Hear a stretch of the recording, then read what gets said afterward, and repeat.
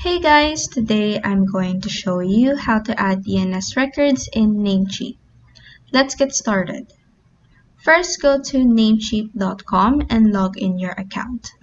This will lead you to your home page. In here, click on Account at the far right and click Dashboard from the drop-down so we can see your custom domains.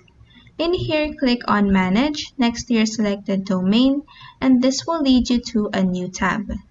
In here, in the navigation menu, click on Advanced DNS right here, and then click on this Add New Record button right here. For the type, you may choose a record. For the host, type in the @ sign, and for the value, paste in your selected IP address. Then just click on this check icon to save your changes. Another record you may add is CNAME record for the type, www for the host, and then just paste your selected IP address again for the value, then just click on the check icon to save your new record.